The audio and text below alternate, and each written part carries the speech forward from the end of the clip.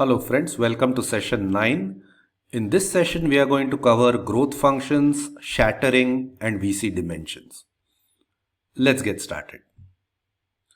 Okay, a quick recap of what we did last time. Okay, last time we saw this sort of a framework that we said we were going to use to conduct our analysis, right? So the target function is the unknown function f. The unknown function f, which maps inputs from the input space x to the output space y, right? And this target function is unknown, as we said, unknown, right?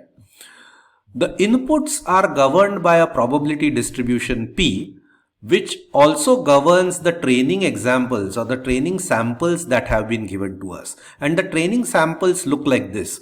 For input x1, let us say the output y1 was generated. For the input x2, y2 was generated, and so on and so forth. There were a total of n training samples. Now x could be a vector, which is why I have denoted it by a capital X, and y is a scalar, right? So these were our training samples. We also thought of something called the hypothesis set. The hypothesis set H, which contained functions h1, h2, h3 and so on and so forth. And the job of our learning algorithm, we said, was to select that hypothesis from the hypothesis set, which minimized the out of sample error. Out of sample error was E out, right? And that final hypothesis, which we thought, or our learning algorithm thought, would minimize the out of sample error, we said we would denote by G. So G, we said, would be roughly equal to F. That was our hope, okay, or that was our objective. Now, some of you may say that this whole exercise is a little bit curious, right? I mean, we've been given sample data, training samples, we have a hypothesis set, and we have an learning algorithm, and it would seem reasonable for a learning algorithm to find the hypothesis that minimizes the in-sample error. That means the error on the training samples that have been given to us. But how does a learning algorithm exactly minimize E out? I mean, that seems like a tall order. Right? So some of you may think that's the case. Let me give you an analogy. I mean, this is essentially something that happens all the time, right? I mean, for example, consider that you are the selectors of the Indian cricket team, right? So you would be watching the players in all sorts of domestic competitions like the IPL and so on and so forth. And watching the performance of players in IPL, you have to select a team that does well, not in the IPL, in the sense you're not going to select a team for IPL, but you are going to select a team that is supposed to do well in the unknown conditions of, let's say, South Africa or Australia, England, and so on and so forth, right? So your job is not necessarily harder than the job of the Indian cricket team selectors.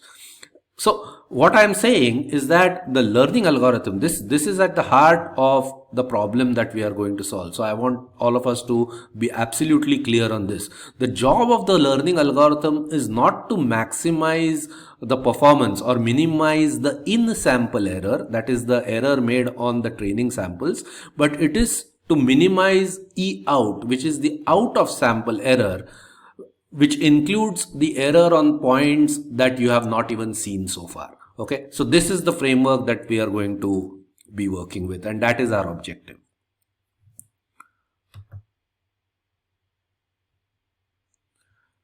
So if we have to minimize E out, we said in the previous lecture that we needed to get some sort of an insight into E out, right? And to do that, we said we would decompose E out into its components. We said that there were two distinct theories, two stand-alone theories that give us two different types of decompositions for E out. The first theory was the PAC theory, where E out was going to be decomposed in terms of an E in. I mean, we would have a probabilistic equation that related E out with E in and another mysterious quantity that we talked about, right?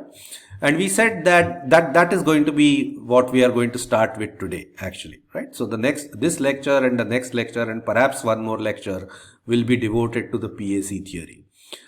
I said last time that while studying PAC theory, we would look at things like Hovding's inequality, growth function, shattering, VC dimension, and the generalization bound, and so on and so forth. And, most of the universities particularly in the US where this subject is taught would go in this sequence. Okay, would go in this sequence. They would cover the topics in this sequence.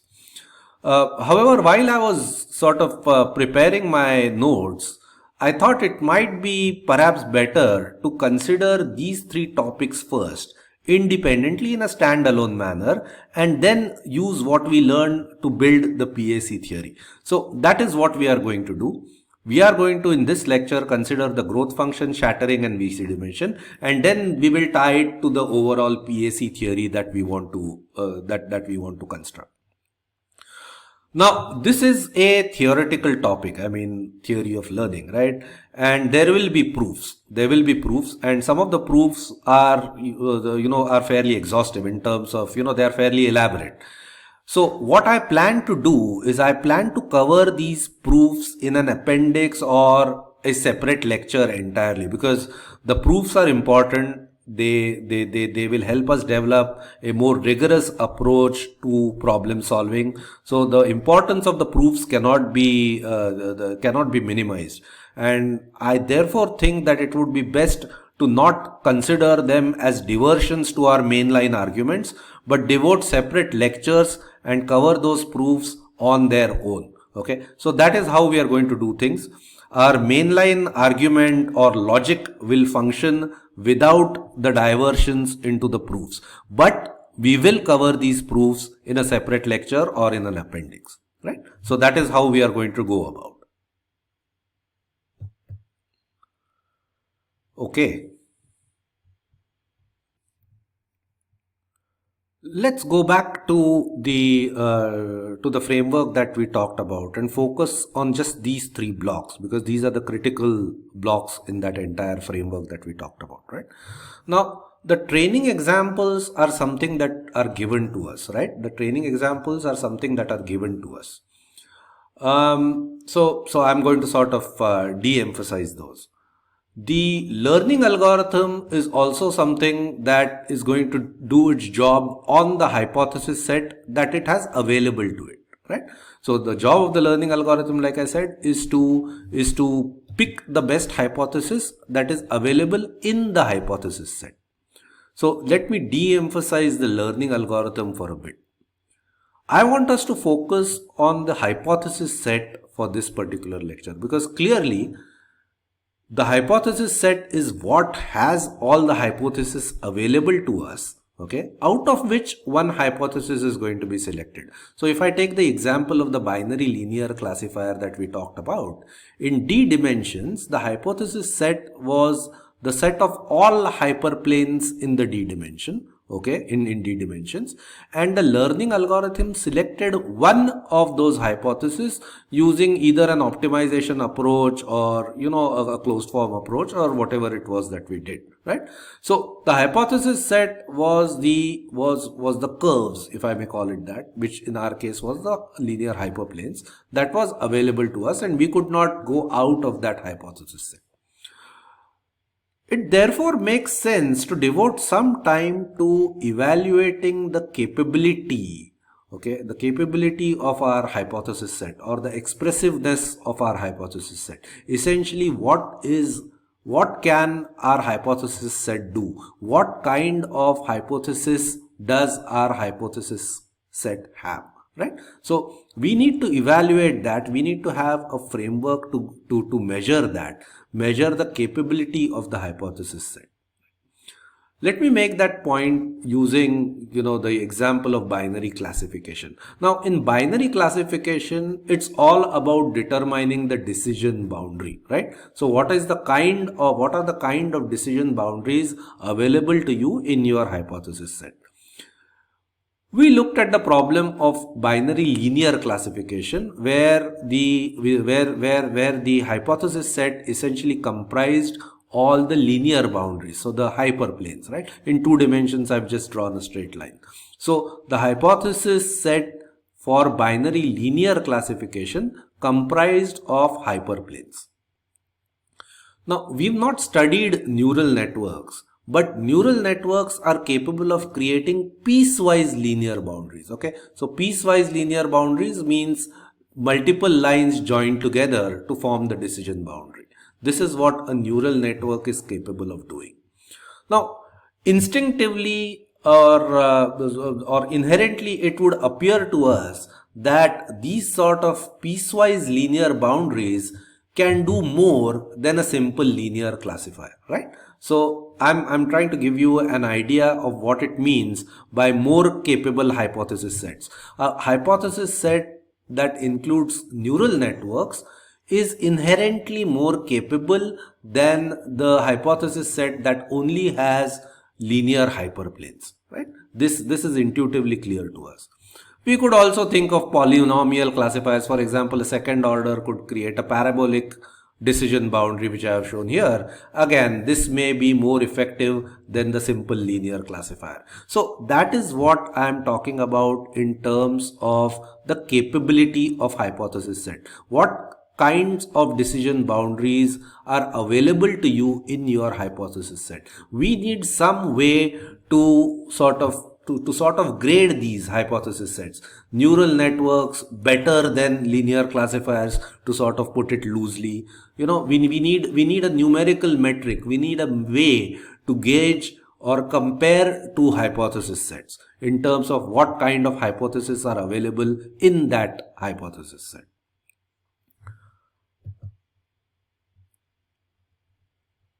Again, I mean, I said this earlier, I sort of repeat, we will be speaking of binary classification during this lecture, right? So that's the reason why I've shown binary classification decision boundaries. Okay, so what is exactly the complexity or the capability or the expressiveness of a hypothesis set? Let's formulate that, right? Let's formulate that.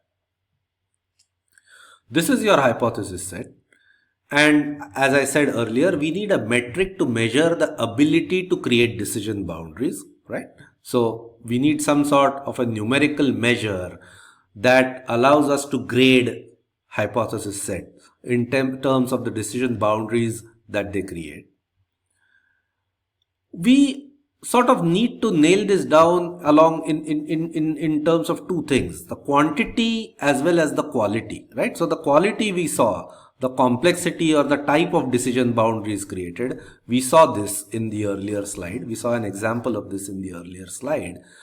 But the quantity or the number of elements in the hypothesis set will also have to be captured in some way, right? Because if you have two hypothesis sets with roughly the same complexity or the quality, you would then prefer to work with a hypothesis set that has 5 million elements as compared to 50 elements, right? Or 5,000 elements as compared to 50 elements. So the quantity or the cardinality, cardinality means the number of elements in a set, right? For those who are not familiar with the terminology, we need to somehow nail down the quantity or the number of elements in a hypothesis set as well as the quality, that is the type of decision boundaries created. Right? So we need a way to nail down these two things and evaluate hypothesis sets based on both of these.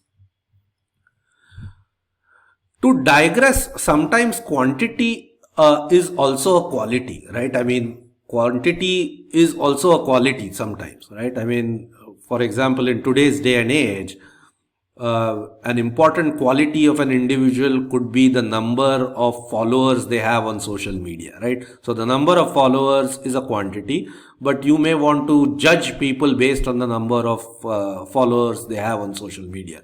So the quality there does not matter. I mean, the quality of followers may not matter. Those followers could be, jobless fools.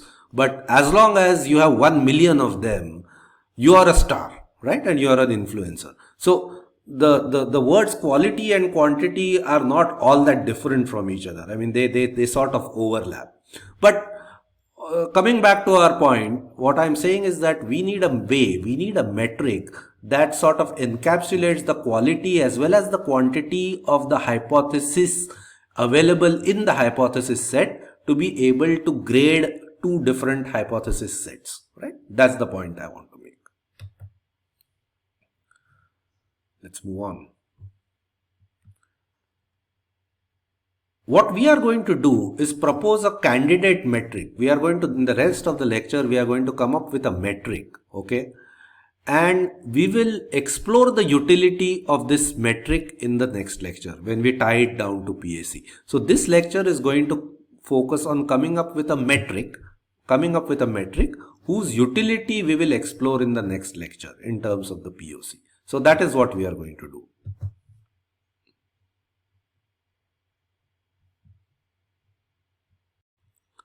Our effort to find a candidate metric that can be used to quantitatively compare two hypothesis sets runs into an immediate problem, right? And the problem is that hypothesis sets can have infinite elements. Hypothesis sets can have infinite elements, right? I mean, we looked at the binary linear classifier in the earlier lecture where the hypothesis set comprised of all hyperplanes, right? I mean, here is a figure that sort of illustrates that. You know that given any dimension D, there are an infinite number of hyperplanes that are possible, right? And therefore, the cardinality or the number of elements in the hypothesis set can be infinite. How would you quantitatively compare two hypothesis sets, each of whom have an infinite number of elements? I mean, that's a challenge. There is a neat little idea that we are going to consider to solve this problem, okay? And let's see what this is. Quantifying the hypothesis set. So here is the argument that we make. Now, we know that each hypothesis creates a decision boundary when it comes to solving the binary classification problem, right? Each hypothesis creates one decision boundary, right? This we know. The purpose of any hypothesis from the set, therefore, is to create a labeling on any given set of points. Now, what does a classification do? A classification assigns a label, +1 or -1, yellow or blue, essentially assigns a class or a category to each of the points, right? Each of the given points in the set. So the purpose of any hypothesis from the set is to essentially create a labeling. That's what a labeling means, assigning plus, minus, ones, etc. Create a labeling on any given set of points. This is a diagram that illustrates this. I mean, if you have this particular hypothesis drawn here, this particular hypothesis creates this sort of a labeling on the given data. So the points on one side are blue and the points on the other side are yellow. I mean, here I am going to be using +1, -1 to indicate the labels when we sort of do the theory, and visually I am going to color points as blue and yellow. So you can sort of assume hereafter that yellow denotes +1 and blue denotes -1, just so that you know that it's exactly the same thing that we are talking about. But coming back to the point, this is a hypothesis that created this particular labeling of the given points. Here is another hypothesis from the hypothesis set which created a different labeling of the points, right? So this is what a labeling is, and this is what the hypothesis does. The purpose of any hypothesis from the set is to create a labeling on any given set of points, any given set of points. Given this fact, let's ask, can we quantify the hypothesis set on the basis of the labeling it creates, which will be finite, rather than its cardinality, which can be infinite? So we know that the cardinality of a hypothesis set can be infinite. The number of elements in the hypothesis set can be infinite. But rather than using that as a metric to quantify the hypothesis set, can we quantify the hypothesis set on the basis of the labelings it creates, on the basis of the number of labelings it creates, which will be finite because you have a finite set of given points, right? So in other words, what we are saying is we are not going to judge or measure a hypothesis set based on the number of members it has, but on the effect that they collectively have on our given set of points, right? That's the argument we are making. This is an argument that allows us to go from infinite to finite, and here is how. So for example, again I am considering the input space and a sample hypothesis that we picked, this line hyperplane right here, which created this particular labeling on the given set of points, right?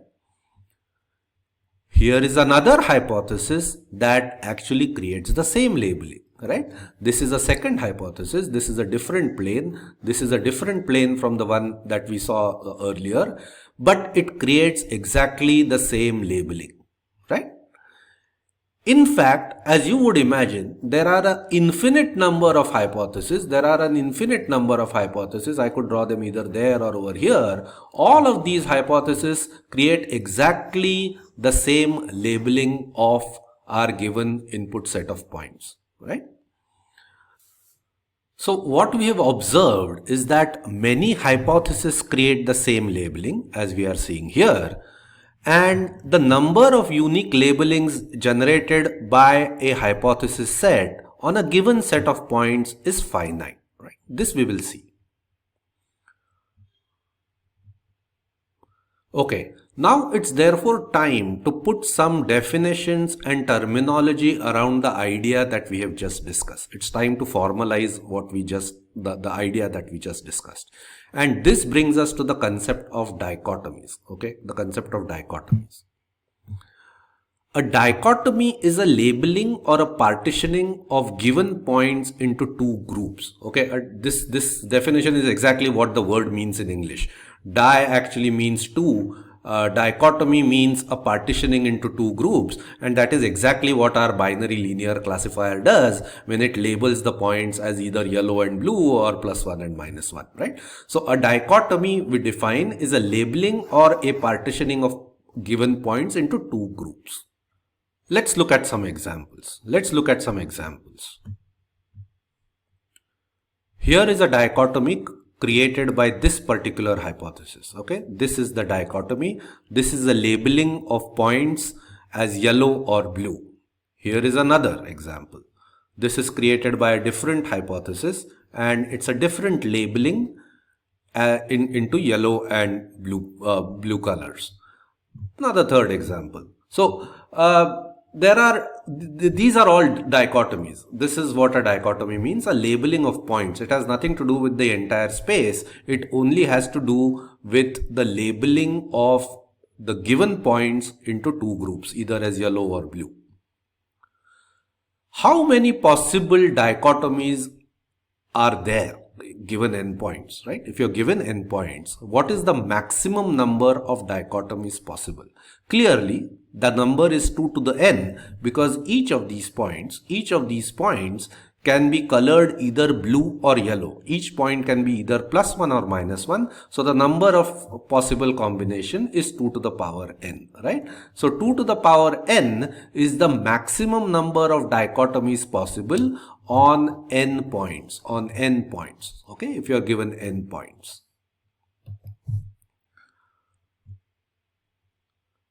So let's look at the difference between a hypothesis and a dichotomy, right? The idea of a hypothesis versus the idea of a dichotomy. A hypothesis, as we know, is a mapping that maps all the points in the input space to either a +1 or a -1, right? Either a +1 or a -1. So every point in the input space X is either mapped to a +1 or a -1. That's what the hypothesis does.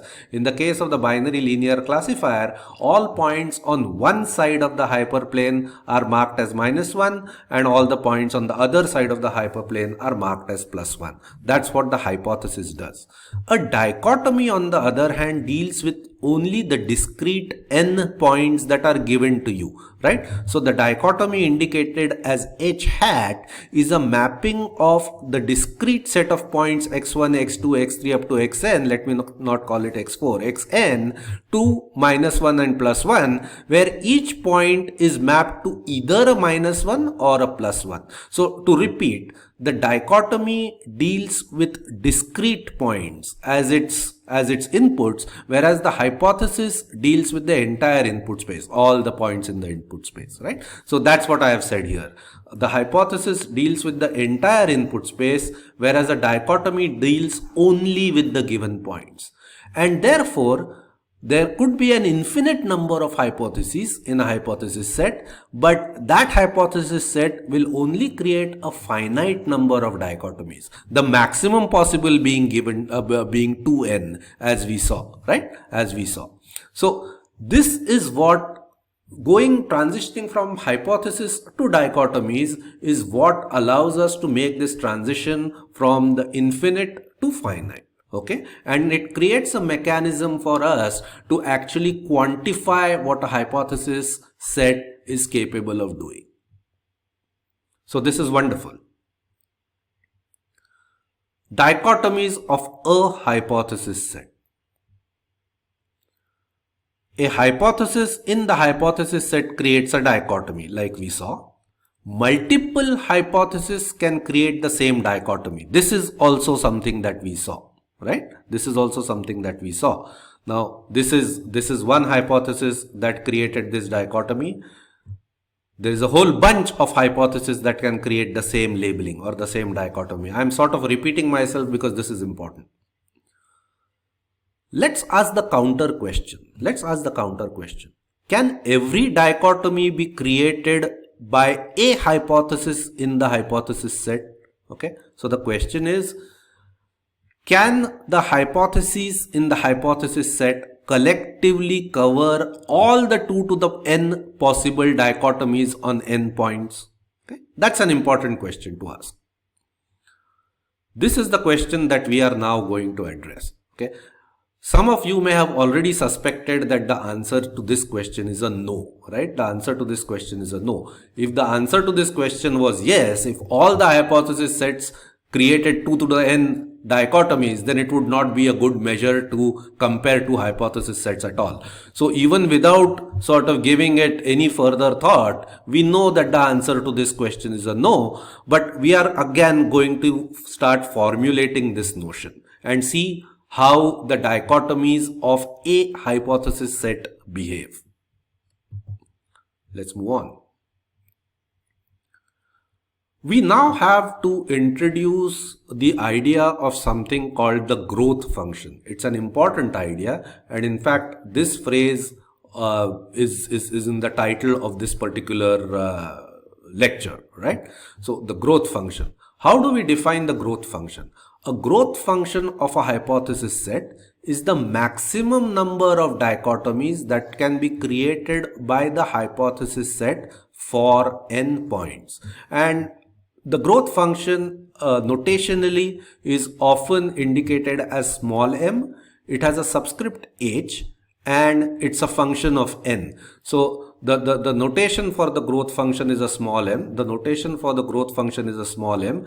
It has a subscript h because it relates to a particular hypothesis set. Therefore, there is a small h as a subscript. And because the growth function is a function of the number of points, its argument is the number of points. That's why we have n in the brackets over here. So let me repeat the definition of the growth function. Okay. The growth function denoted as m subscript h in bracket n is the maximum number of dichotomies that can be created by the hypothesis set for n points. Now, this definition is a little bit confusing, so we need to spend a moment understanding what it means to say the maximum number of dichotomies created by the hypothesis set. Right?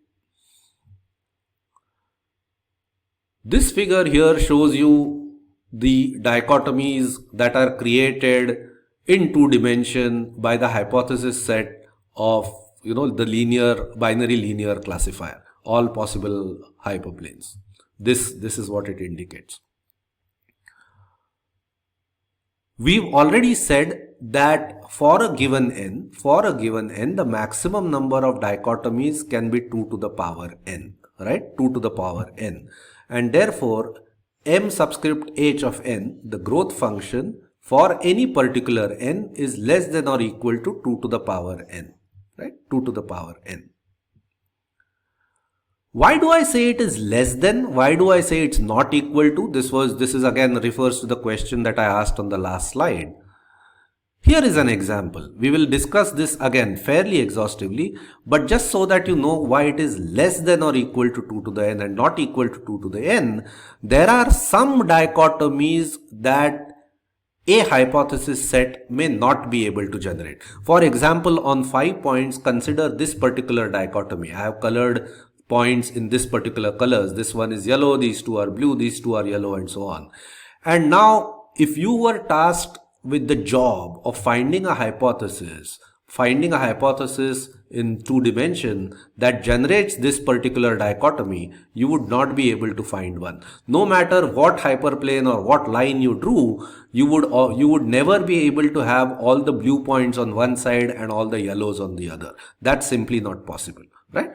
And therefore, the maximum number of dichotomies that can be created by the hypothesis set for n points can be less than 2 to the power n, which is what makes this an excellent metric to use, right?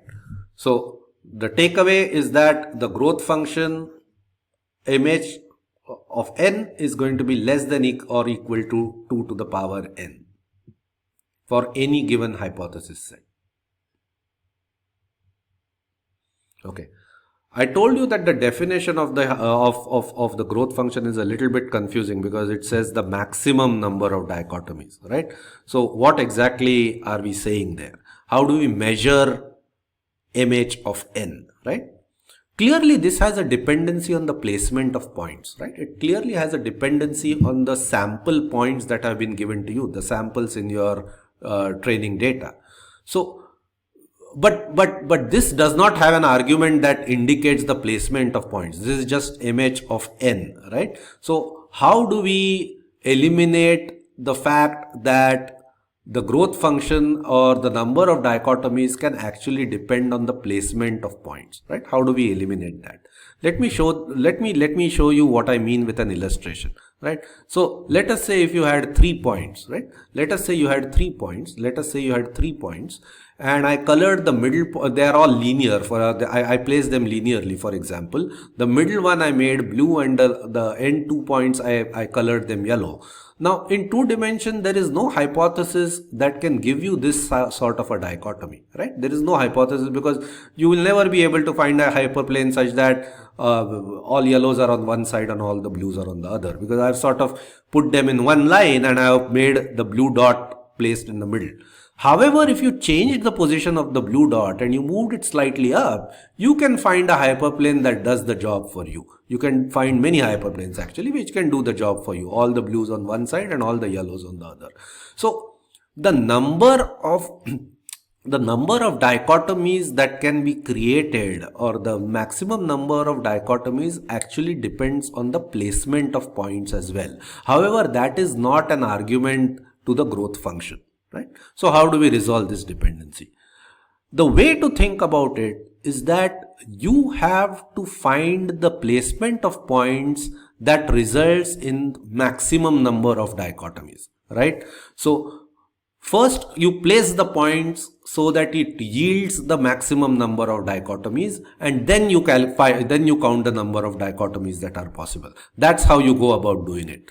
The best way to think about this is to consider this as a argument or a dialogue between 2 individuals. Okay, this is how you go about counting or measuring the growth function. So consider this as a dialogue between 2 individuals, and one of the 2 individuals can be me and the other can be you, right? So I give you n. I tell you the value of n. N is 54, n is 172, n is 3, whatever. I give you n. Okay. Given an n, you can place the n points in any way you think will maximize the number of dichotomies. Okay, so it's in your hand. You are trying to maximize the number of dichotomies, and you will place the n points in any way you think will maximize the number of dichotomies. Okay, usually but not always, a random placement is best. Again, I said usually but not always, right? Placement of the points is in your hands in this dialogue between you and me. After you place the points, I will color them blue or yellow. Okay. So The placement is in your hands, but the colors I assign to the points is in my hands. Okay, I color the points blue and yellow. Okay, and then again, it's your responsibility to find a hypothesis. It's your responsibility to find a hypothesis that supports my coloring of points, right? So this is the kind of dialogue that best captures how the growth function for a particular n can be measured, right? You need to keep this in mind. Always go through this exercise of an argument between two individuals. The first individual, which is me, gives you n, you place the points, I color the points, and then you find a hypothesis that supports my coloring of points. Now, in the course of this dialogue, for example, if you realize at this point that you could have possibly come up with a better placement of points, you can always redo the exercise all over again, right?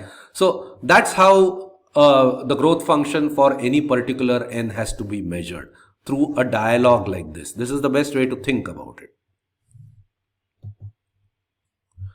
Purely from a bookkeeping perspective, purely from a counting perspective, while you count the number of hypotheses that supports coloring, etc., while you count the number of dichotomies, blue, yellow, blue, or yellow, blue, yellow is different from blue, yellow, blue. Okay, so what I mean is that this is a different dichotomy. This is a different dichotomy from the dichotomy where I would have colored this particular point as yellow and these 2 points as blue, right? Now you may say, why is it different? I can have the same hyperplane and I can have blue on one side and yellows on the other, or I can have yellows on this side and blue on the other. So why is it different? Well, this is a bookkeeping exercise.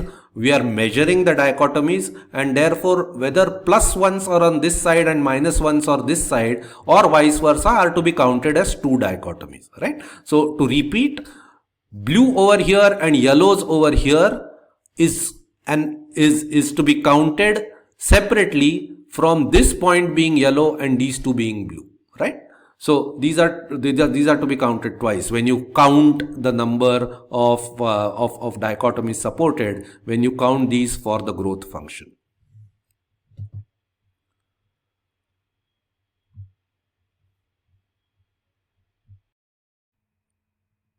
In order to enhance our understanding of what the growth function is, let's go over the exercise of computing the growth function for some of the hypothesis sets that we are familiar with, right? And the first exercise that we are going to do is basically do the computation or calculation for determining the growth function of the hypothesis set of linear equations in 2D, okay, in 2 dimensions. So this would be the binary linear classifier in 2 dimensions, and we are going to see what its growth function looks like. So we go over the exercise that we discussed on the previous slide. It's my job to give you the n, and I say let's begin with n equal to 1, right? So I give you n equal to 1, and perhaps after a lot of thought you decide to put your 1 point over here, as I have indicated.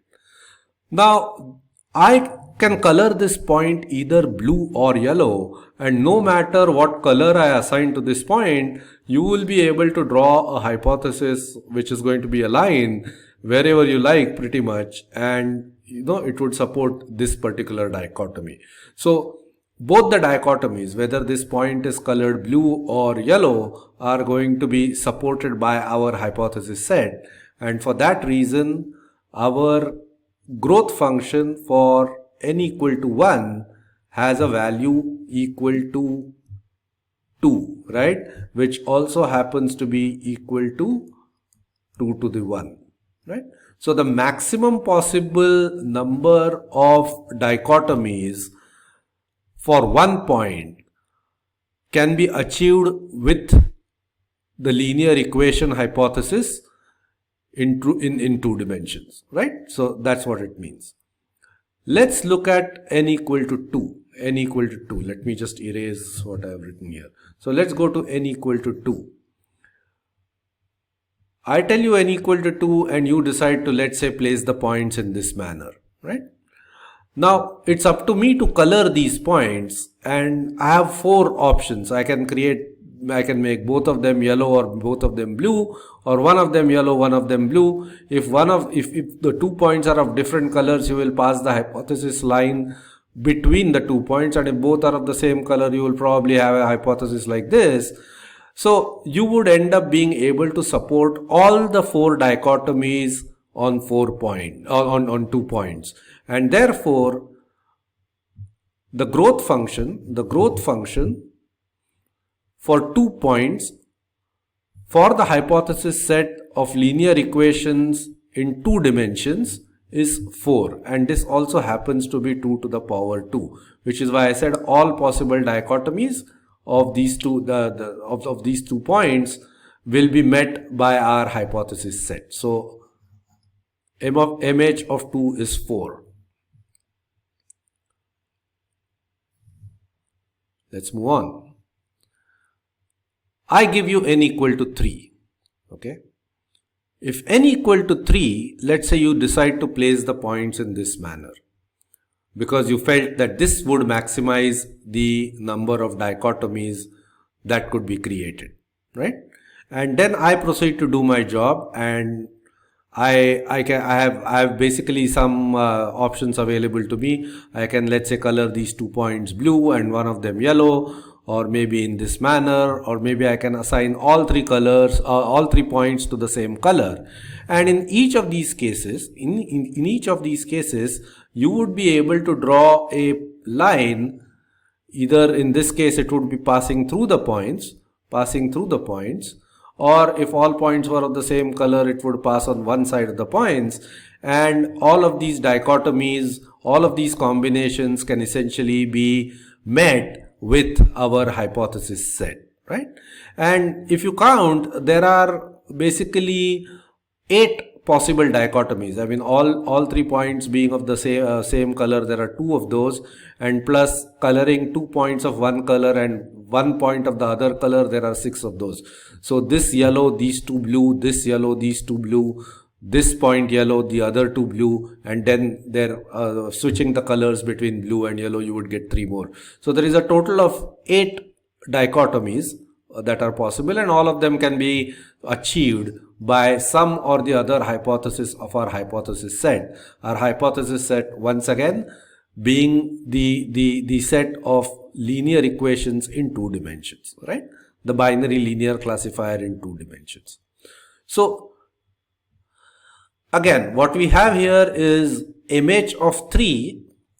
When n equal to 3, this is n. So MH of 3 is 8, right? Because all 8 dichotomies can be supported, and this happens to be 2:3. So maximum number of dichotomies that are possible with 3 points, all of them can be achieved by using some hypothesis from your hypothesis set. Okay, this is great. So looks like linear equations do a pretty good job. Let's see if they really do. Let's go ahead. N equal to 4. Again, your turn to place the points, and let's say you place the points in this particular manner. And I start doing my job of coloring the points. So let's say the first thing I do is color the points in this way, and you easily meet this by, passing a line through the points like this. Next, let's say I draw 3 points of one color, 1 point of another color, and again you win because you are able to draw a line like this, right? So this can also be satisfied with your hypothesis set. Then I try to be a little bit clever and I do this, right? These 2 points are yellow and these 2 points are blue. And now you have a problem, because no matter how hard you try, you cannot draw a line. You cannot draw a line so that all blue points are on one side of the line and all yellow points are on the other side of the line.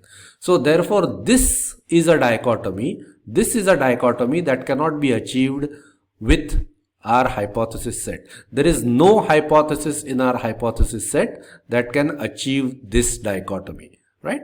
So let's say at this particular point, I mean, you agree that this you cannot achieve this dichotomy, but let's say you decide to give it another shot, and you say that, hey, look, I mean, perhaps this placement of points was not good, and I'm going to place my points in this manner. Again, if you go through this exercise, I mean, if I start coloring the points, for example, here, if I color this point and this point of a different color, or even this point of a different color and the other 3 points the same, you would not be able to achieve that with any hypothesis in your hypothesis set. So for example, this is blue, this is yellow, and this could either be blue or yellow.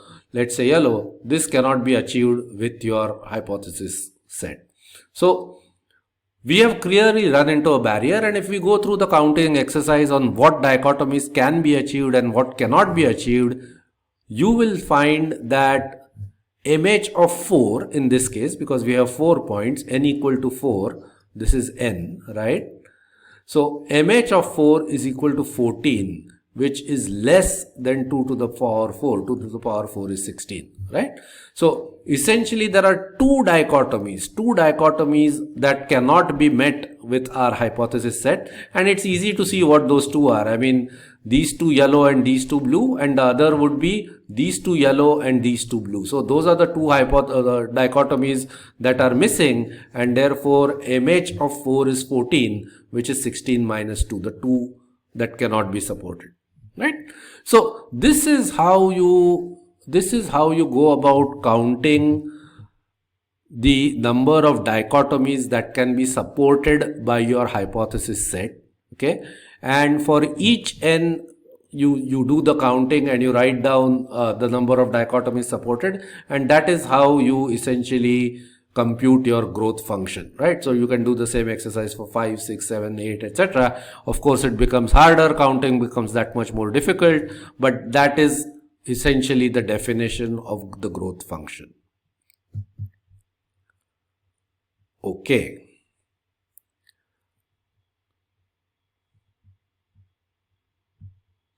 Let's move on to another hypothesis set, okay? And this is a hypothesis set of something called positive rays, okay? I'm just taking it as an example to demonstrate what growth functions are and how growth functions are computed, right? So the positive ray essentially begins at a point A. So A is the variable that is associated with the positive ray, and this A can be any number. This A can be placed anywhere. And the way the positive ray, the hypothesis set of positive rays works is that all the elements, all the points on the right hand side of A are going to be colored blue, let's say -1, and all the points on the left of A are going to be +1. Okay, so that is what the hypothesis set of positive rays is. Now, if I wanted to calculate the growth function, if I wanted to calculate the number of the number of dichotomies that a positive ray can create, how do I go about it? Well, it's simple. There is only one variable associated with positive rays, which is the beginning point A. And there are n+1 intervals where A can lie. So starting with this interval right here, and if I count all the intervals all the way to the right of the last point xn, there are n+1 total intervals, assuming that there are n points. Okay, so A can be placed in any one of those n+1 intervals, and depending upon where A is placed, each of those positions of A would result in in one distinct dichotomy, right? So for example, if A was over here, all the points would be blue, right?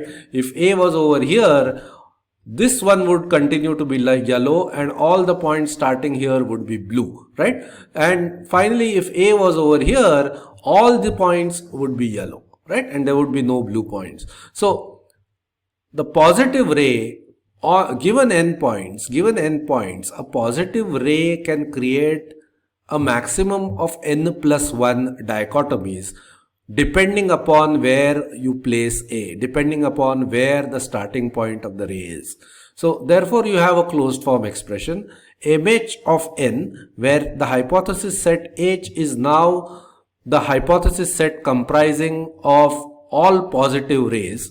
Okay, mh of n is equal to n plus 1 for all n. So unlike in the case of the binary linear classifier, in the case of positive rays, you have a closed form expression for the growth function. Okay, so let's see this. I mean, how does this go? If n equal to 0, this is, well, n equal to 0 doesn't apply, I'm sorry. If n equal to 1, this is 2, which is 2 to the power 1. If n equal to 2, this is equal to 3, which is less than 2 to the power 2, right? So, we'll take a closer look at that graph a little bit down the road, but mh of n, the growth function for positive ray, has a closed form expression, and that's equal to n plus 1. Let's take another example. This is the hypothesis set of what are known as positive intervals. Okay, positive intervals, unlike a positive ray which extended infinitely to the right, the positive interval is bounded on both sides. So it's a segment. Okay, it's a segment, and therefore it has two variables associated with it, a and b, which are the 2 points on two sides. Okay, and the way this hypothesis set works is that for any hypothesis, for any placement of points a and b, the points of the sample set that lie between a and b are going to be blue, and all the other points are going to be yellow. Okay, that's how the hypothesis of a positive interval creates a dichotomy, right? Now, what is the number of dichotomies that a positive interval can create given n points? Okay, let's find that. So this is of course a combinatorial exercise.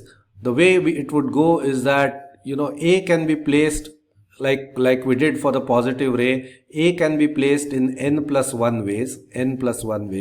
After having placed a in any one of those n plus 1 ways, b can be placed in n ways. Okay, if you wanted a and b to be sitting in different intervals, right? Now that's going to be n plus 1 multiplied by n, right? So that is the number of dichotomies. But there is a difference, because you do not want b to be before a, right? You do not want b to be before a, because that would be a replication of a being before b. So if we want to impose the condition that a comes before b, a is to the left of b, if you want to consider only those dichotomies, you have to divide this by 2. And finally you have one more dichotomy possible, where all the points are yellow, because a and b lay in the same interval. No matter what interval it was, all the points would be yellow. So you have to add that one more dichotomy. So this is the equation of the growth function for any n for positive intervals, right? And this can also be expressed in this form. This can also be, let me delete what I written. This can also be expressed as n plus 1 choose 2 plus 1, which is exactly what we had written earlier. And this can be simplified as n square upon 2 plus n upon 2 plus 1. Okay, so this is the growth function of positive intervals. This is the growth function of the hypothesis set of positive intervals for each n. Really quickly, if some of you are wondering still why b cannot be placed before a, well, it's because it would create exactly the same dichotomies in the as if a were placed before b, right? Because you're going to color the points between the two in blue and the other points in yellow. So whether this is a and this is b, or this is b and this is a, the points in between would continue to be colored blue, and therefore these two are not going to produce other different dichotomies. So that's the reason why we put 2 in that denominator when we did the derivation. But this is the closed form expression for the growth function. Okay, great. What I want to do next is basically plot the growth functions for the 3 hypothesis sets that we just discussed, right? And in this graph, let me just explain. On the x-axis, you have n, okay? So n I have plotted going from 1 to 6, okay, in this graph. This brown curve that's headed up steeply is the curve 2 to the power n, right? So 2 to the 1 is 2, 2 to the 2 is 4, 2 to the 3 is 8, 2 to the 4 is 16, as you can see over here, and so on and so forth, right? So this curve, this brown curve that you see is 2 to the power n, right? The growth function of linear equations, or let's first look at the positive ray. The growth function of the positive ray is colored in this blue color over here. We saw that growth function was basically n plus 1, right, for any n. And that's what I have plotted over here. For n equal to 1, the value is 2. For n equal to 2, the value is 3. Here it's 4, 5, so on and so forth. So this blue curve over here is the growth function of the growth function for the hypothesis set of positive rays. Similarly, I have drawn in green the growth function for the positive interval. We had a closed form expression for that as well, n square upon 2 plus n upon 2 plus 1, right? And that's what I have plotted for n equal to 1, n equal to 2, n equal to 3, and so on and so forth. So for till n equal to 2, it matches 2 to the power n, and then it starts sort of, trailing 2 to the power n. So it starts falling short. You can do that exercise. So if you're looking at n square over 2 plus n over 2 plus 1, I'm talking about the positive interval. This is what I'm talking about. And if you evaluated that for n equal to 3, right? So this would be 3 square 9 upon 2 plus 3 upon 2. So that is 12 upon 2. This is 6 plus 1. This is 7, right? So that is less than 8, right? So over here, I marked it at 7. Now let's look at the linear equation, the growth function for the linear equation. And we computed that for points n equal to 1, n equal to 2, 3 and 4, right? And I have drawn that over here. For n equal to 2, it was 4. For n equal to 3, it was 8. And for n equal to 4, it was 14, right? So those are the points that I have drawn here. So one characteristics, if this is an interesting graph. For each of these hypothesis sets, what seems to be happening is that they keep up with the function 2 to the n till a certain point, and then they fall off, right? And then they start falling behind. So the positive ray fell off earliest. I mean, it kept the pace with 2 to the n only till n equal to 1, and then it started falling short. The positive interval was a little bit better. It kept pace with 2 to the n till n equal to 2, and then it started falling short, right? Linear equation was even better. For n equal to 3, it kept pace with 2 to the power n, the curve of 2 to the power n. But for n equal to 4, it started falling short. And for n equal to 5, etc. also it would fall short, right? So the common characteristic of all of these hypothesis sets is the fact that they keep pace with 2 to the n for some time, and then they seem to be falling off, right? So that's the observation that we need to make about these growth functions for these 3 examples that we have taken. It's worthwhile pausing here for a few moments to see exactly where we are. We began with the intention of evaluating hypothesis sets, right? And that led us to the idea of dichotomies. Dichotomies were nothing but partitions of the data set into 2 categories, right? And we said that we would evaluate hypothesis sets based on the number of dichotomies they could create. That led us to the growth function, right? Which was essentially a count of the number of dichotomies. We conducted this exercise for 3 hypothesis sets: the positive ray, the positive interval, and linear equation. And that's what we have plotted here, right? So essentially this behavior seems to suggest that for any hypothesis set, the growth function mh of n seems to equal to the power n, while n is less than a certain k, okay, and mh of n goes below 2 to the power n for n greater than k. Let me just say n for it's equal to 2 to the power n for n less than or equal to k, right? So this is the sort of behavior that we are observing. Again, this would also seem intuitive, right?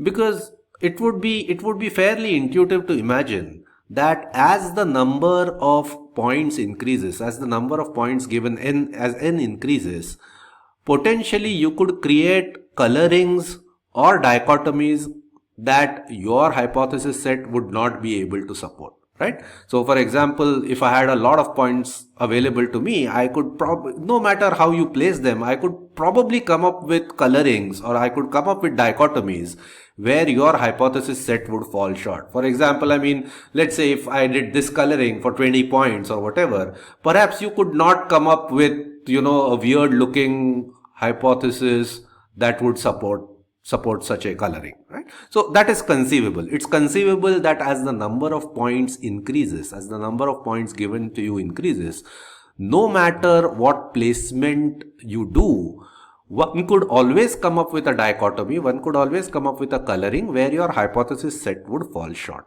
Okay, so this kind of behavior is probably to be anticipated. What is also to be anticipated probably is the fact that different hypothesis sets would have a different k, right? So a different k, so a different limit till which they would keep up with 2 to the n, a different limit till which they could support all dichotomies, and beyond which they would start falling short. So a positive ray falls off much sooner, not much sooner, well, a positive ray falls off sooner than a positive interval, which falls off sooner than linear equations. So in some ways you could claim that the linear equation, the hypothesis set of linear equations is more sophisticated than the hypothesis set of positive intervals, and so on and so forth, right? So all of this is probably to be anticipated, and that is the reason why growth functions are so valuable. Okay, so this is where we are right now, and it is now time to develop some terminology to sort of pinpoint the points on these curves.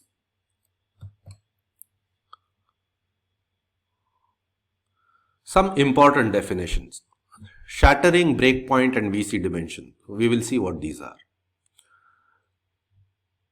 Shattering. A hypothesis set is said to shatter n points if the growth function mh of n is equal to 2n. Okay, so for all n's where mh of n is equal to 2 to the power n, a hypothesis set is said to shatter those many points. Okay, so essentially what we are saying is that if for a given n, all possible dichotomies can be met by your hypothesis set, then your hypothesis set is said to shatter n points. Okay, now I mean, where does this word come from? I mean, I suppose it comes from imagining that you are throwing a nice glass vase belonging to yourself on the ground, and it breaks into a million pieces. And that's the kind of analogy I suppose people had in mind when they invented this terminology. So it's a little bit dramatic, but it sort of captures what we are trying to do. You shatter n points, in the sense you create all possible dichotomies on those n points. That is what shattering is. Okay, a hypothesis set is said to shatter n points if mh of n is equal to 2n. VC dimension. This appears in the title of the session. VC dimension, often denoted by D subscript VC. Okay, largest n such that the hypothesis set shatters n points is called the VC dimension of the hypothesis set. Right? So a hypothesis set may shatter 2 points, it may shatter 3 points, and it may shatter 4 points, but it may not be able to shatter 5 points. So the largest n which a hypothesis set can shatter is said to be the VC dimension of the hypothesis set, right? So we saw this on the earlier slide where I explained to you that a hypothesis set may be able to keep up with 2 to the power n till a certain n, which we call k there. And beyond that, it would sort of, start lagging behind. So the largest n that can be shattered by the hypothesis set is called the VC dimension of that hypothesis set. Breakpoint of a hypothesis set. Any value of n for which image of n is less than 2 to the power n, strictly less than 2 to the power n, is called a breakpoint. So actually this terminology is a little bit curious because it means that any value of n, so all values of n larger than your smallest breakpoint would also be called breakpoints, right? So any value of n for which image of n is less than 2 to the power n is called a breakpoint of a hypothesis set. So the n at which your growth function cannot keep pace with 2 to the power n is a breakpoint of the hypothesis set.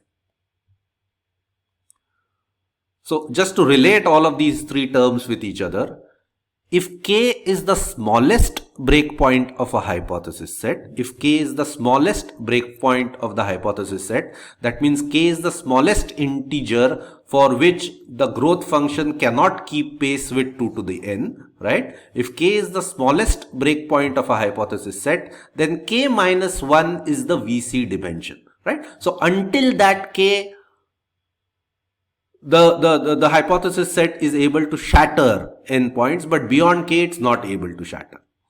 So that is my next line, that the hypothesis set shatters n points for all n less than k, right? So you have as n increases, you finally reach a VC dimension, which is the largest number of points that can be shattered by your hypothesis set, and beyond that are all the breakpoints, right? So the smallest breakpoint is essentially VC dimension plus 1. Conversely, as I just said, if dVC is the VC dimension, then k is a breakpoint for all k greater than dVC. Right? So this is fairly simple terminology. Okay. The VC dimension appears in the title of this lecture, so it's worthwhile to state what it is. It stands for Vapnik-Chervonenkis dimension. Okay, these are two researchers in the field who came up with several of the ideas that we are going to discuss about. And I thought they needed a slide. I mean, they deserved a slide of their own rather than, mentioning their name in a small font somewhere else. So VC dimension is Vapnik-Chervonenkis dimension. Let's go back to the graphs that we saw to sort of reiterate the definitions that we spoke about, right?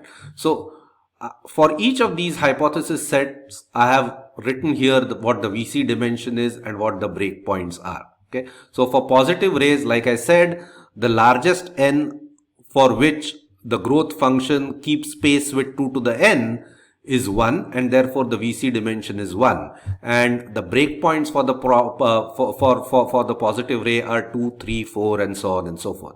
For positive interval, the VC dimension is 2, and the breakpoints are 3, 4, 5, and so on. For the hypothesis set of linear equations in 2 dimensions, the VC dimension is 3. Right? The VC dimension is 3 because we saw that 3 points can be shattered. 3 points can be shattered by this hypothesis set. And the breakpoints therefore are 4, 5, 6 and so on. The smallest breakpoint 4, we saw that, there was a particular configuration there was a particular dichotomy of 2 yellows in between and the 2 blues on either side that could not be supported by the hypothesis set, that could not be created by the hypothesis set, so it was a breakpoint, right? Now, the terminology of breakpoints is a little bit inconvenient because many times people refer to the smallest breakpoint as the breakpoint, but technically all integers above the smallest breakpoint are also supposed to be called breakpoints. So you will know from the context whether we are talking, when we refer to a breakpoint, whether we are talking to the smallest, we're talking of the smallest breakpoint or all the breakpoints. That will be clear from the context. But I just wanted to point that out. Okay, so hopefully this clarifies the meaning of the definitions of the VC dimension and the breakpoints and the definition of shattering, right? Okay.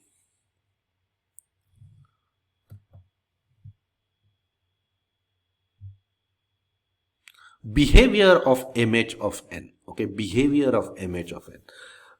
The growth function is a really important function, and it is worthwhile understanding its behavior. Okay, behavior in terms of how it grows and so on and so forth. Now we know that mh of n is, I mean, it's pretty clear that it's a monotonic function, right?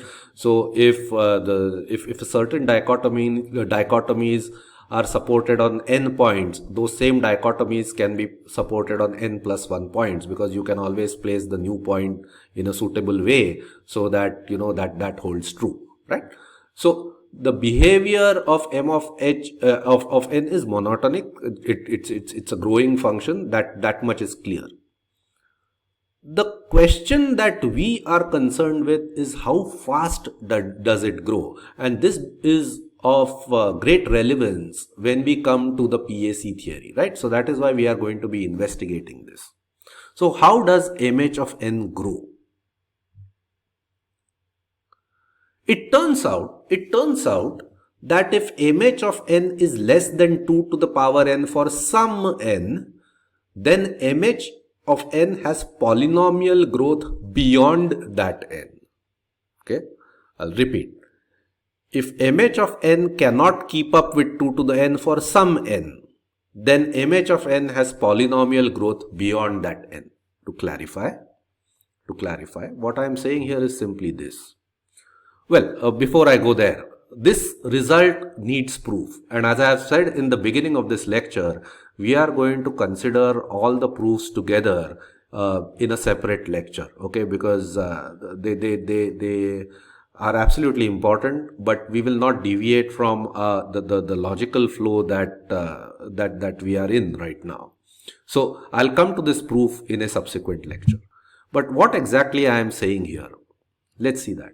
If mh is less than 2 to the power n, essentially we are saying that mh has a breakpoint, right? mh has a breakpoint. There is some breakpoint that mh has, which means that the VC dimension is not infinite, right? So if the VC dimension is not infinite, if mh has some breakpoint, mh of n grows slower than some polynomial beyond that breakpoint. Okay, so it grows slower than some polynomial. Why do we talk of slower than a polynomial? Because we know that polynomials are amongst the slowest growing functions that one often runs into, right? So polynomials grow slowly, for example, when compared to exponentials, right? So 2 to the n is an exponential, and if a growth function has a breakpoint, beyond that breakpoint, the growth function is going to grow basically as a polynomial or slower than some polynomial. If it grows like some polynomial, there is of course some another polynomial such that mh grows slower than that other polynomial, right? So you could just construct a polynomial of a higher order. So like I said, I mean, this result requires proof, but it is so important that even without the proof, I think we need to spend a moment understanding the import of this result, the importance of this result. For example,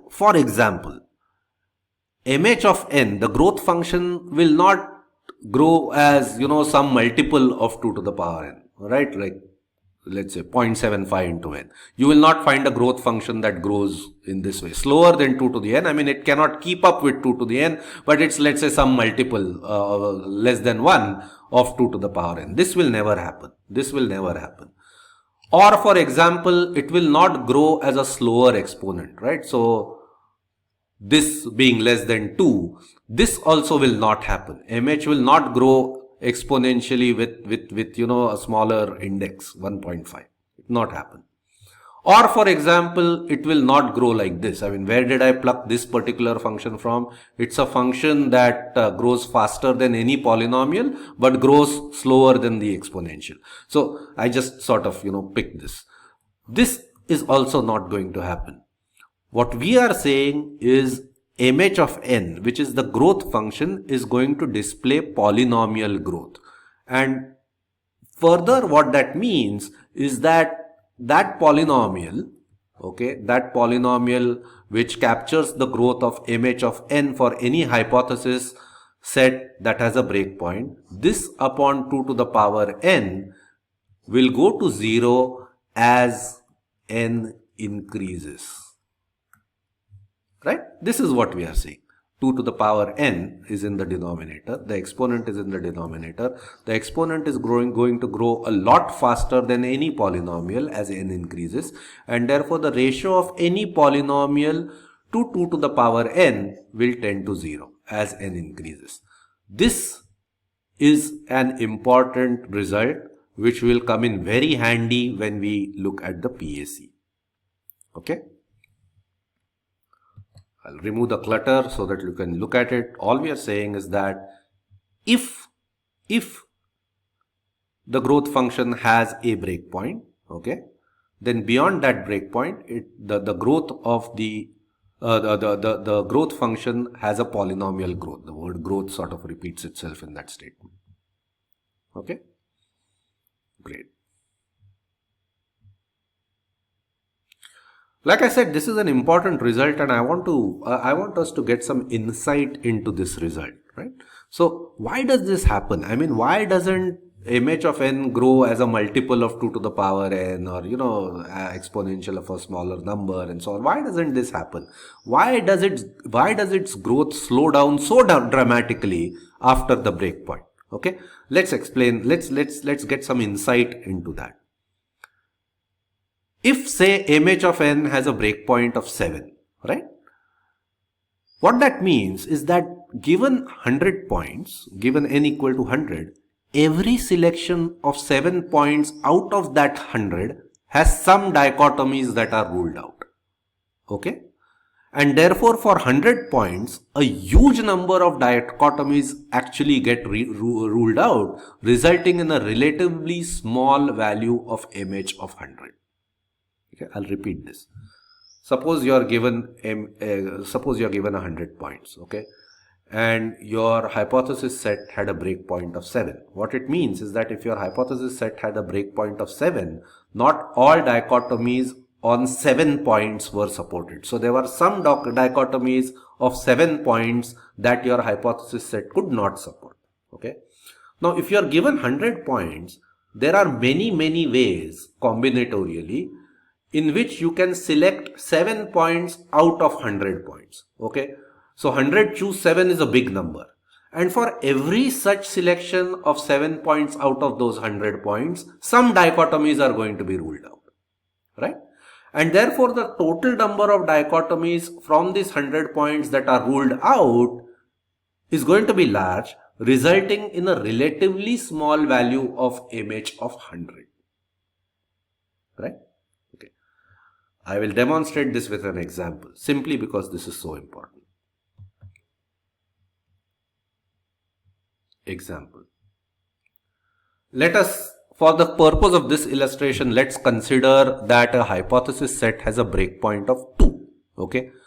This means not all dichotomies involving 2 points are possible. If the breakpoint is 2, it means that the number of dichotomies supported is less than 2 to the power 2, which is 4, right? So it means not all dichotomies involving 2 points are possible. Let us say mh of 2 is 3, right? 3 is less than 4, right? So 3 is less than 2 to the power 2. I am taking, the best possible case.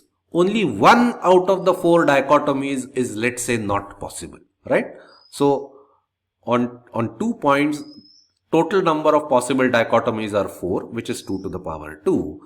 And I am taking an example where mh of 2 is 3, which means only 1 out of those 4 dichotomies is not supported by your hypothesis set. Okay, the remaining 3 out of 4 dichotomies are indeed supported.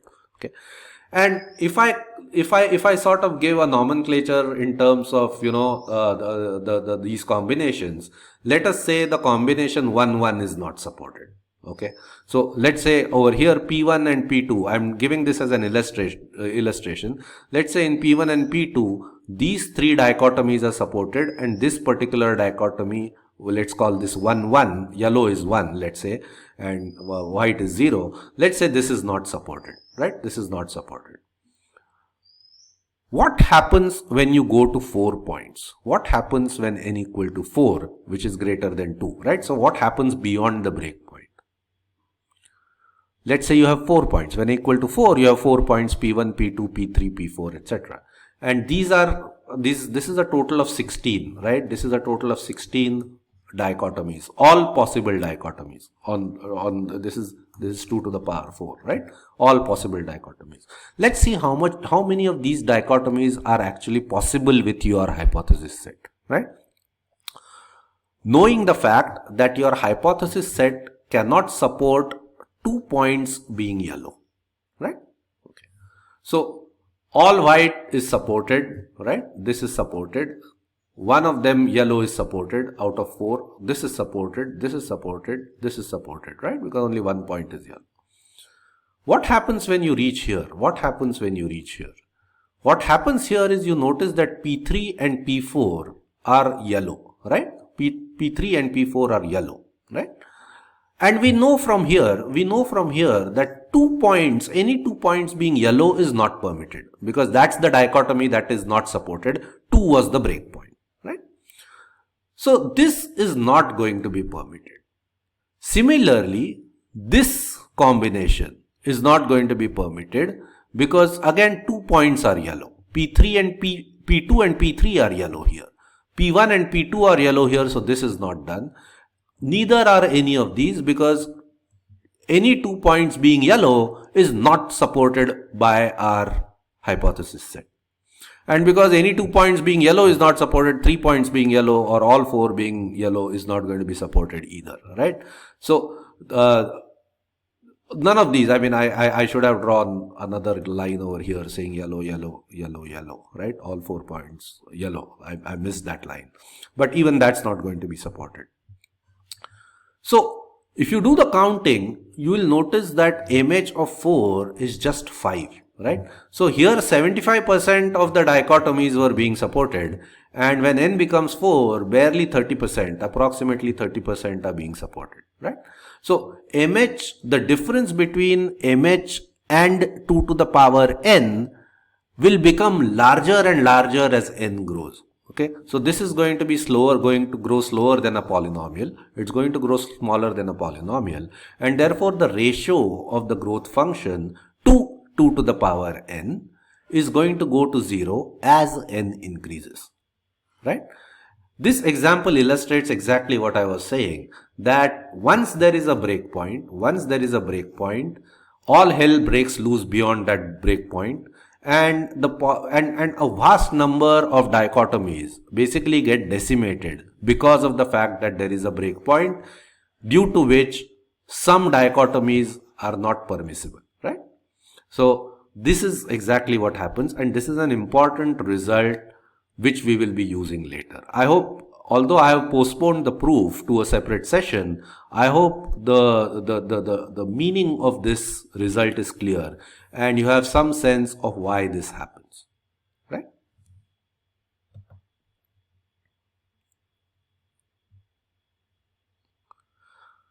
Okay, this may lead you to the question, is there a hypothesis set for which MH of n equals 2 to the power n for all n? That means there is no breakpoint, right? Is there a hypothesis set for which there is no breakpoint? The hypothesis set, the dichotomies that the hypothesis set supports, keeps up with 2 to the n, no matter how large n becomes. Is there such a superset? The reason I call it a superset is that it looks like it would be a really powerful hypothesis set, right? Which can sort of support all dichotomies for all n. There is indeed such a set.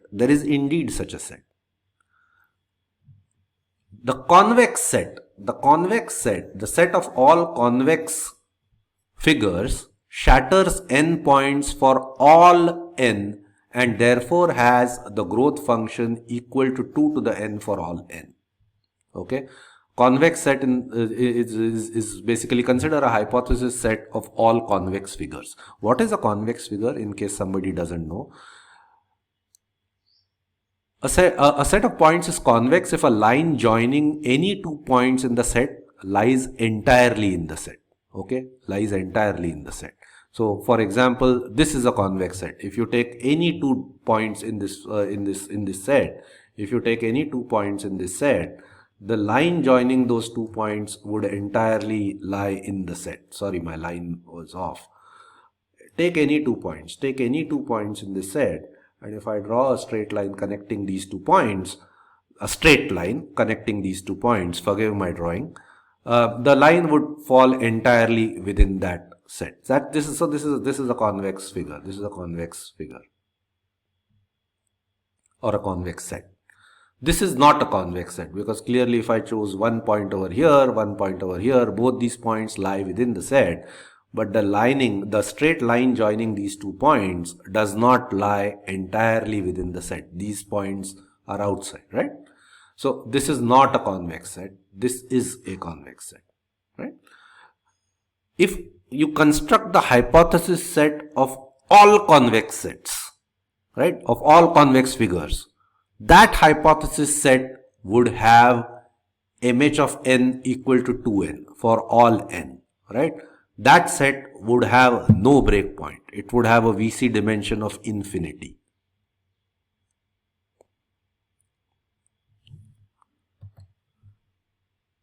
How do you prove that? I mean, there is a simple trick to prove that. Let's spend a minute on that. Okay. So we will go through the same exercise that we did earlier. I give you n, you place the points, I color the points, and you come up with a hypothesis set, right? So let's say I gave you n equal to 20 or whatever it is, the number of points in this figure, and you came up with this placement of points, right? You came up with this placement of points after a lot of thought. I went ahead and did this sort of a coloring on the points that you had placed, right? So some of them were yellow, some of them were blue, and no matter how hard you tried, you could not find a convex set that, has all the yellows on one side. Okay, this is not possible. So you go back again. You try to come up with another placement of points. Repeat that exercise that we have been talking about. The placement of points is in your control. You think about it for a long time and perhaps come up with another placement. Maybe like this. Again, I color the points in a way which makes it impossible for you to come up with a convex set that includes these figures. Okay? You get another chance. You go back again. Spend some time on it. And then perhaps with a stroke of genius or maybe a stroke of pure luck, you come up with this placement of points. Okay? You say that you're going to place all your points on a circle, right? No matter what n is, you will draw a circle, okay?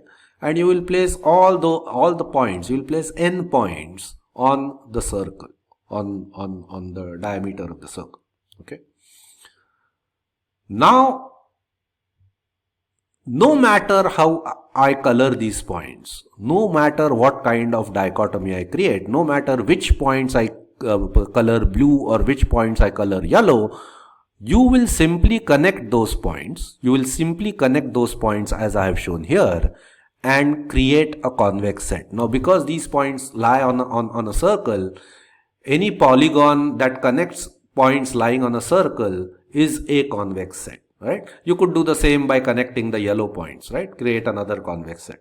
So, no matter how I colored the points that you placed on the circle, you would always be able to come up with a convex set. You would always be able to come up with a convex set, which is simply created by joining the points of the same color, which meets the dichotomy which meets the coloring that I have created, right? So, therefore, it's always possible, no matter what the n, it is always possible to come up with a convex set that shatters n points.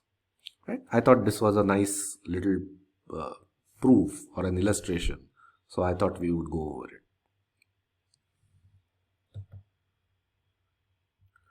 Let us now move on to finding out the VC dimension of the binary linear classifier in D dimensions. Okay, let's see what the VC dimension is likely to be. We've already seen in 2 dimensions that the VC dimension of the binary linear classifier, which is essentially the hypothesis set comprising of straight lines, is 3, right? We saw that straight lines could shatter 3 points, and therefore the VC dimension is 3, right? In 3 dimensions, it turns out that the VC dimension is 4. Okay, and this can be proved rather easily by choosing 4 points such that they are not coplanar. Okay, remember I said that you have the choice of selecting the point placement. In 3 dimensions, if you have to place 4 points, just make sure that all 4 of them are not coplanar. That means they don't lie in a single plane. And if you do that, it would be possible to always select a plane such that any dichotomy that I give you can be supported. Okay, so this is an exercise that you can try yourselves by choosing 4 points that are not coplanar, not in a single plane. Okay, so in 3 dimensions, the VC dimension of the binary linear classifier, which is basically the set of all planes in 3 dimensions, the VC dimension happens to be 4. Sorry, the word dimension keeps repeating, but that's what the terminology is. Let's move on to arbitrary D dimensions, okay, where D is greater than 3, in arbitrary D dimensions. So in arbitrary D dimensions, the equation of the hyperplane is this. We have extensively seen this equation when we talked about the binary linear classifier in D dimensions, right? So this is the equation of the hyperplane. And it turns out that in D dimensions, where D could be arbitrary, the VC dimension of the set of hyperplanes is D plus 1. So the number of dimensions plus 1. Okay, again the terminology can be a little bit confusing, but the VC dimension is the number of dimensions of the hyperplanes plus 1. Okay, so this is a general result. This is a result that also needs proof, and we will take a look at it in our separate lecture where we are going to go over all proofs. Okay, so to summarize, in the general case of binary linear classifications in a classifier in D dimensions, the VC dimension of the hypothesis set, which is the hypothesis set comprising of all hyperplanes in D dimensions, dVC is equal to D plus 1.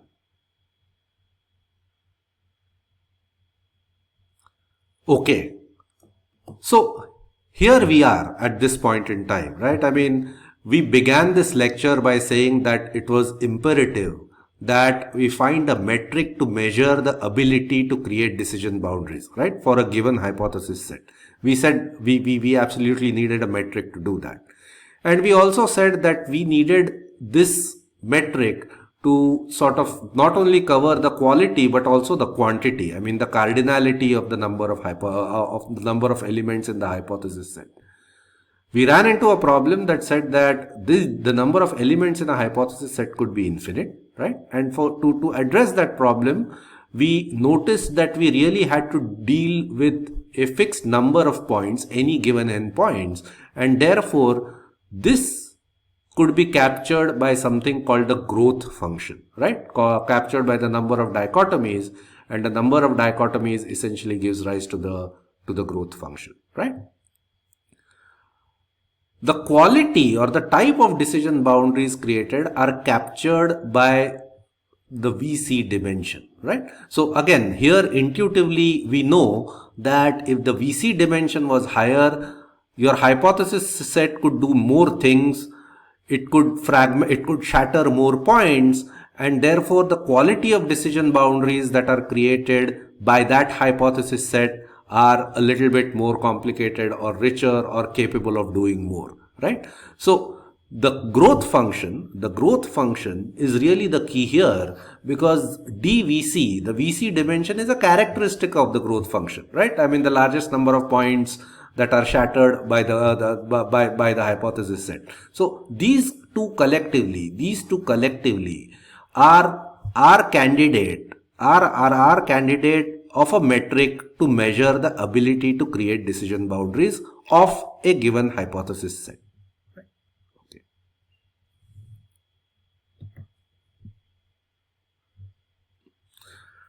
Let's spend a few minutes interpreting the VC dimension.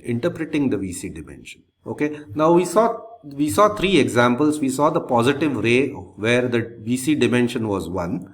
We saw the positive interval where the VC dimension was 2, and we saw the equation of a hyperplane where the VC dimension was d plus 1, where d is the number of dimensions, right? So in each of these cases, it appears that the VC dimension is equal to, the number of variables that we can independently control. So in the case of positive rays, we could only control this one parameter A, as you remember. In positive intervals, you could control both the endpoints of the segment A and B. So you had two independent variables that you could control, and dVC was equal to 2. And in the equation of hyperplane in d dimensions, looks like you have d plus 1 parameters, which are the weights, right? So WD, W0, right? So total d plus 1 of them, and the VC dimension turned out to be d plus 1, right? So in all of these cases, the VC dimension is the number of degrees of freedom that you have in your hypothesis set. Okay, the degrees of freedom. Here it was 1 for positive ray, 2 for positive intervals, and d plus 1 for the generic hyperplane, right? So this is one way to interpret the VC dimension. It is the number of degrees of freedom in your hypothesis set. Let's move on. Note that the number of parameters may not be the same as degrees of freedom, and we will have an exercise for you. But there is a slight nuance over here. You could have sort of some parameters that are entirely redundant or collectively, sort of redundant. And therefore, the number of parameters in your model may not be the same as degrees of freedom. We'll have an exercise which will allow you to explore this in a little bit more detail. Okay. The importance of VC dimension. What is the importance of VC dimension? Because that has been the thrust of this lecture. Let's sort of spend a slide talking about it. We said that VC dimension is the number is the number of degrees of freedom, which may not be equal to the number of parameters, right? Now, some of you may say that we've gone through this entire exercise and finally arrived at the conclusion that the complexity of a hypothesis set can basically be captured by the number of degrees of freedom it has, right?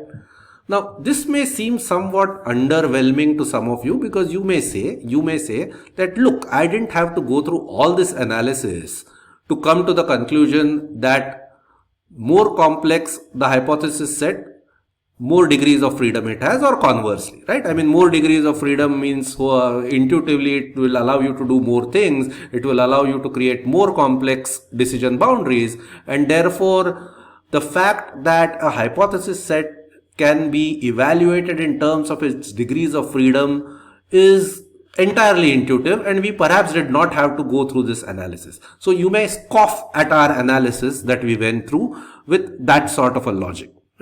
So we need to address this point. It's a good point, so we need to address it. Firstly, the fact that you had a hunch that degrees of freedom would capture the complexity of a hypothesis set really doesn't mean much unless you have a proof. You always know that, right? Unless you have a proof of something, a hunch is just a hunch, right? What we have actually provided is a proof. Even more importantly, we have come to this conclusion in the context of the problem that we were trying to solve. Okay, this is extremely important. We were looking at the classification problem. In the context of the classification problem, the dichotomies play a role, because essentially each classification is a dichotomy on the given number of points. And the ability to create dichotomies is what gave us the growth function. And the ability to shatter n points is what brought us to VC dimension. So the idea of VC dimension did not come out of thin air, or it did not result from, some hunch that you had in your mind, but it evolved naturally in the context of the problem that we were trying to solve, which is the problem of binary classification. Okay. Yes, it did turn out to be the degrees of freedom, but it came in the context of the problem that we were trying to solve. So that's extremely important. Finally, what we have actually done is that, your degrees of freedom, or the parameters that you control, etc., could be continuous variables, right? But what we have done in the course of this lecture is to map them to discrete quantities and therefore to measurable quantities. I think therein lies the essence or the importance of this lecture that we have gone through. So just to casually say that, you could have anyway guessed that degrees of freedom is the way to evaluate hypothesis sets is not fair. Could you have guessed that given a hypothesis set with m degrees of freedom, you could shatter m points? You perhaps could not have guessed that, right? So we've actually gone through the proofs, or rather we've gone through the logic. Proofs will come later. We've gone through the logic that demonstrates the importance of VC dimensions in the context of classification problems. That is the important thing we have done here. Okay. That brings us to the end of this lecture, pending exercises. So let's summarize what we did, right? We began by agreeing that there is a need to find a metric that qualitatively and quantitatively measures the capability or the complexity or the expressiveness of a hypothesis set. Because at the end of the day, the hypothesis set is from where your learning algorithm is going to pick its final hypothesis, right? We went along that path and we came up with this neat idea of growth functions, right? Which was based on counting the number of dichotomies, right? So rather than looking at the cardinality of the hypothesis set, we came up with this idea of growth function, which measures the dichotomies that your hypothesis set is able to create. We went over a few examples to sort of enhance our understanding of growth functions. And then we took a look at concepts such as shattering, breakpoints, and VC dimensions, which were really characteristics of the growth function itself, right? So we looked at these things. We then looked at an important result that told us that growth functions have polynomial growth. So you could find a polynomial which is such that a growth function grows slower than that polynomial if it has a breakpoint. If it has a breakpoint, right? So if it has a breakpoint. And finally, we looked at, the VC dimension in a little detail and realized that VC dimension for the hypothesis sets that we had looked at was actually the number of degrees of freedom that you have, right? So this is the summary of the lecture, an important one. And in the next lecture, we are going to see how the growth functions can play a role in the PAC theory that we are in pursuit of, right? So that's what we will see in the next lecture. This is the summary of what we did right now. I will give you a few exercises that you can try in your spare time. Exercise 1, for the binary linear classifier in 2 dimensions, find the value of the growth function for n equal to 5. Okay, we went till n equal to 4. It will be a counting exercise. There will be 32 possible dichotomies. Do some counting exercises, try to place the points, to go over exactly what we did and find the value of mh on n for the binary linear classifier in 2 dimensions for n equal to 5, right? So try to find mh of 5, okay, for the binary linear classifier in 2D. It's a counting exercise. Next exercise. Find the breakpoint for hypothesis set of circles. Okay, so if your hypothesis set consisted of all circles, find what the breakpoint and therefore what the VC dimension of that hypothesis set would be. Again in 2D, right? I mean circles, 2D. This is the second exercise. Exercise number 3. Find the hypothesis set which has more parameters than degrees of freedom. So this is going to be an artificially constructed hypothesis set. And, like I said, it will have more parameters. Some of them would be, collectively redundant and reduced to a fewer number of degrees of freedom. So find a hypothesis set which has more parameters than degrees of freedom. And this exercise is intended to help you understand the difference between degrees of freedom and the number of parameters of your model. So would be a helpful exercise.